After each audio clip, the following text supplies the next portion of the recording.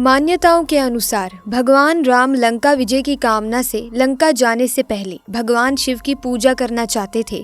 तब उन्होंने इस जगह पर महादेव के शिवलिंग की स्थापना कर इसकी पूजा अर्चना की थी।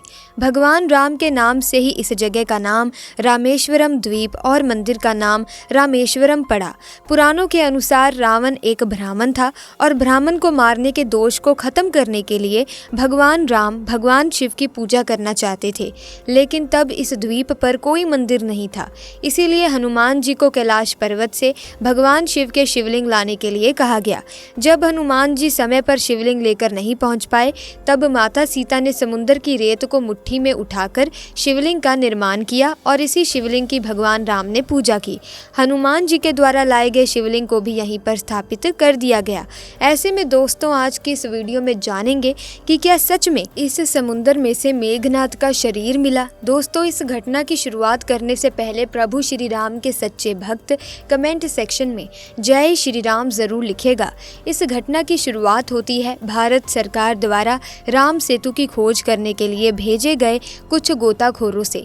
जब उन्होंने रामेश्वरम के समुद्र में छलांग लगाई तो उनका उद्देश्य था कि वो राम सेतु से जुड़े कोई साक्ष्य को ढूंढ पाएं, लेकिन उन्हें इस बात का अंदाजा नहीं था उनका पाला मेघनाथ की एक ऐसी शक्ति से पड़ने वाला था जो उनके समुद्र में भी पसीने छुटवा देगी। दोस्तों, जब भारत सरकार द्वारा इन गोताखोरों की टीम को समुद्र के अंदर भेजा गया तो ये राम सेतु से जुड़े हुए साक्ष्य ढूंढ रहे थे। इन्हें कई जगह पर तैरते हुए पत्थर भी मिले, लेकिन समुद्र में और अधिक गहराई में जाने पर वहां पर इन्हें एक ताबूत रखा हुआ दिखाई दिया। सभी गोताखोर बहुत ज्यादा डर रहे थे क्योंकि ये ताबूत श्रीलंका की सीमा के बहुत नजदीक मौजूद था। लेकिन सबके मन में ये आश्चर्य था कि कहीं इस ताबूत के अंदर सालों पुराना खजाना तो नहीं है। जैसे तैसे हिम्मत जताकर जब उन्होंने इस ताबूत को खोला तो अंदर का नज़ारा देखकर सभी के रोंगटे खड़े हो गए, क्योंकि उस ताबूत के अंदर एक बहुत विशाल नर कंकाल मौजूद था। तभी चारों ओर से अचानक बहुत तेजी से हंसने की आवाज़ आने लगी। सभी गोताखोर बहुत ज़्यादा डर गए। इतने में ही पलक झपकते वो ताबूत कहीं गायब हो गया, लेकिन कुछ ही समय के पश्चात वो ताबूत उन्हें कहीं दूसरे स्थान पर दिखाई दिया। तब वो उसके पास जाते तो वो आश्चर्यजनक रूप से गायब हो जाता, मानो ये किसी की मायावी शक्ति की वजह से हो रहा हो। डर के मारे सभी गोताखोर राम सेतु का सबूत लेकर पुनः समुद्र से बाहर आ गए, लेकिन वो ताबूत को अपने हाथों से हिला भी नहीं पाए। लेकिन अब सभी के मन में एक ही सवाल उठ रहा था कि उस ताबूत के अंदर वो नर कंकाल किसका था, वो हंसने की तेज आवाज़ समुद्र के अंदर किसकी थी, और वो मायावी शक्ति कौन थी जो बार बार उस ताबूत की जगह परिवर्तन कर रही थी। उस समय के प्रसिद्ध प्रोफेसर जो कई सालों से रामायण के ऊपर शोध कर रहे थे, जब उन्होंने गोताखोरों के माध्यम से इस घटना के बारे में सुना तो उनके भी रोंगटे खड़े हो गए। उनका कहना था कि रामायण में केवल एकमात्र योद्धा ऐसा था जिसके पास इस तरह की मायावी शक्तियाँ थीं, जो अपनी शक्तियों से कई रूप धारण कर सकता था, जो अपनी शक्तियों से अपने रथ को गायब कर सकता था, जिसके मरने के बाद भी उसका काटा हुआ सर जोर जोर से हंस रहा था। उस महान योद्धा का नाम इंद्रजीत मेघनाथ था। युद्ध के मैदान में सबका पसीना छुड़ाने वाले महान योद्धा मेघनाथ लंकापति रावण का सबसे बड़ा पुत्र था और रावण की पहली पत्नी मंदोदरी ने मेघनाथ को जन्म दिया था। लेकिन उन्होंने अपने पुत्र का नाम मेघनाथ क्यों रखा, इसके पीछे भी एक घटना है। शास्त्रों के अनुसार जब मेघनाथ का जन्म हुआ तो उसके रोने की आवाज़ एक साधारण बालक की तरह नहीं, बल्कि बादल की गड़गड़ाहट की तरह थी। इस वजह से उस बालक का नाम मेघनाथ रखा गया। मेघनाथ ने अपने पिता की तरह स्वर्ग पर अधिकार जमाया था।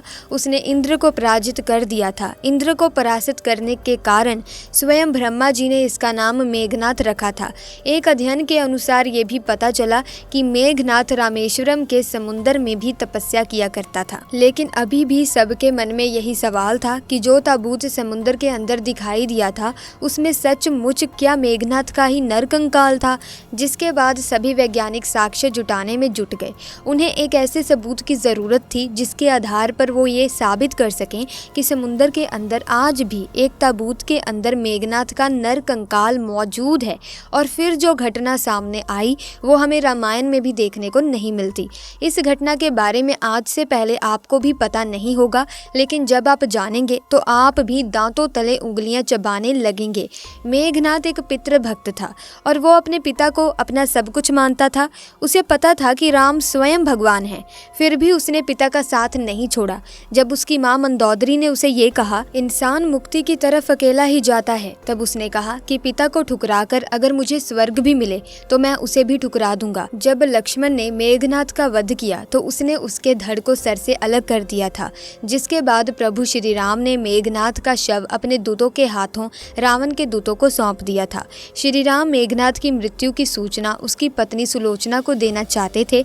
उन्होंने मेघनाथ की एक भुजा को बाण के द्वारा सुलोचना तक पहुंचा दिया, लेकिन उन्हें विश्वास नहीं हुआ कि मेरे पति की मृत्यु हो चुकी है। जिसके बाद सुलोचना ने रावण को अपने पति का कटा हुआ हाथ दिखाया और अपने पति का सर मांगना चाहा। सुलोचना रावण से बोली कि अब मैं एक पल भी जीवित नहीं रहना चाहती, मैं अब अपने पति के साथ सती होना चाहती हूँ। तब रावण का कहना था कि तुम कुछ देर और इंतजार करो, मैं मेघनाथ का सर शत्रुओं के सिर के साथ लेकर आऊंगा। लेकिन सुलोचना को रावण की बात पर बिल्कुल भी विश्वास नहीं था। जिसके बाद मंदोदरी ने सुलोचना को ये सलाह दी कि तुम राम के पास जाओ, वो बहुत दयालु हैं, वो तुम्हारी बात जरूर सुनेंगे। और जब सुलोचना प्रभु श्री राम के पास पहुंची तो कहा, हे राम, मैं आपकी शरण में आई हूँ, मेरे पति का सर मुझे लौटा दीजिए ताकि मैं सती हो सकूं। राम सुलोचना की दशा को देखकर दुखी हो गए और कहा कि मैं तुम्हारे पति को अभी जीवित कर देता हूँ। सुलोचना ने कहा कि मैं नहीं चाहती मेरे पति जीवित होकर इस संसार के कष्टों को भोगे। मेरे लिए सौभाग्य की बात यही है कि मुझे आपके दर्शन हो गए। मेरा जन्म अब सार्थक हो चुका है, अब मेरी जीवित रहने की और इच्छा नहीं है। मुझे बस आप मेरे पति का सर दे दीजिए, मैं खुशी खुशी सती हो जाऊंगी। इसके बाद प्रभु श्री राम के कहने पर सुग्रीव मेघनाथ का सर ले आए, लेकिन सुग्रीव का कहना था कि वो सुलोचना की सारी बातों को सच केवल तभी मानेंगे जब ये सर हंसने लगेगा। ये सुलोचना के सतीत्व की सबसे बड़ी परीक्षा थी। उसने कटे हुए सर से कहा, हे स्वामी, जल्दी से हंस दीजिए, वरना मेरे सतीत्व पर कोई विश्वास नहीं करेगा। इतने में ही मेघनाथ का कटा सर जोर जोर से हंसने लगा और सुलोचना अपने पति का कटा सर लेकर पुनः लंका लौट गई। कहते हैं कि इस पूरी घटना के बाद मेघनाथ के उस शरीर को एक ताबूत के अंदर रखकर रामेश्वरम के समुद्र में उस स्थान पर रख दिया गया जहां उसकी तपस्वी भूमि थी, जिस स्थान पर वो तपस्या किया करता था, और इस समुद्र में सुलोचना भी उसके साथ सती हो गई। लेकिन एक बात से सभी लोग अनजान थे, सुलोचना के सतीत्व से मेघनाथ के कटे हुए सिर में एक बार पुनः जान आ गई थी और वो हमेशा हमेशा के लिए अमर हो गया था। गोताखोरों को रामेश्वरम के समुद्र में जो ताबूत मिला वो सचमुच में मेघनाथ का ही ताबूत था, लेकिन जो हंसी की आवाज़ थी, क्या वो भी मेघनाथ की ही थी? ये आज भी बहुत बड़ा आश्चर्य बना हुआ है। क्या उसे समुद्र के अंदर आज भी मेघनाथ का राज है? श्रीलंका की एक खबर के अनुसार कई मछुआरों को समुद्र के अंदर गहराई से अचानक से हंसने की आवाज आने लगती है। कई बार तो अत्यंत गहराई में गए उनके जाल अपने आप फटे हुए बाहर आते हैं। मेघनाथ एक महान योद्धा था जिसने अपने पिता की आज्ञा पालन करने के लिए अपना सब कुछ न्यौछावर कर दिया, लेकिन एक पति परायण स्त्री पाकर वो हमेशा हमेशा के लिए अमर हो गया। ये घटना उन लोगों के मुंह पर करारा तमाशा है जो ये कहते हैं कि रामायण केवल कल्पना मात्र है, क्योंकि आज भी मेघनाथ कहीं ना कहीं इस समुद्र के अंदर मौजूद है, जिसका प्रमाण समय समय पर मिलता रहा है। क्या आप जानते हैं कि रावण ने तप और बल से ग्रहों की चाल को ही बदल दिया? रावण ने अपने पुत्र की जन्म कुंडली के 11वां भाव, जिसे ज्योतिष में लाभ का स्थान माना जाता है, इसी में सभी ग्रह को रख दिया था। दोस्तों, शनिदेव रावण की इस मंशा को समझ गए और वे मेघनाथ की जन्म कुंडली के 12वें भाव, जो कि हानि और व्यय का होता है, इसमें विराजमान हो गए। ऐसा होने से रावण की मनोकामना पूर्ण ना हो सकी। ये बात रावण को पसंद नहीं और उसने क्रोध में शनि के पैरों पर प्रहार कर दिया। दोस्तों, मेघनाथ ने तपस्या कर नागपाश अस्त्र को प्राप्त किया था। ये एक प्रकार का रासायनिक अस्त्र था। इस शस्त्र का प्रयोग करके शत्रु के शरीर में जहरीले सर्पों के विष का प्रवेश कराया जाता था। ये एक प्राचीन काल अस्त्र था। मेघनाथ ने इस अस्त्र का प्रयोग लक्ष्मण पर किया था, लेकिन भगवान गरुड़ की समय रहते ही मदद मिलने से लक्ष्मण की जान बच गई। इस रासायनिक हथियार का प्रयोग सबसे पहले राम रावण के युद्ध में ही मिलता है।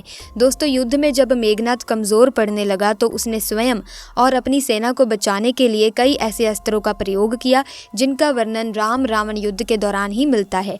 ब्रह्मशिरा अस्त्र भी ऐसा ही हथियार था। श्रीमद् वाल्मीकि रामायण के अनुसार ब्रह्मशिरा अस्त्र के प्रयोग से लगभग 67 करोड़ वानर सैनिक वीर गति को प्राप्त हो गए थे, जो कि लगभग पूरा का पूरा वानर वंश था। वानर वंश को समाप्त करने के लिए जब मेघनाथ ने ब्रह्मशिरा अस्त्र का प्रयोग किया तो वानर तेजी से वीरगति को प्राप्त होने लगे। ये देखकर हनुमान जी वानरों को बचाने के लिए दौड़ पड़े। ये देखकर मेघनाथ ने हनुमान जी पर वैष्णव अस्त्र का प्रयोग किया, लेकिन ब्रह्मा जी के वरदान के कारण हनुमान पर इस अस्त्र का कोई प्रभाव नहीं हुआ। ऐसे में दोस्तों, इस पूरी घटना को लेकर आपका क्या विचार है, कमेंट्स में जरूर बताना। साथ ही इस वीडियो को लाइक करें, शेयर करें, चैनल को सब्सक्राइब करके बेल आइकन को प्रेस करें ताकि आने वाली नई वीडियोस की अपडेट आपको मिलती रहे। आपका बहुत बहुत धन्यवाद।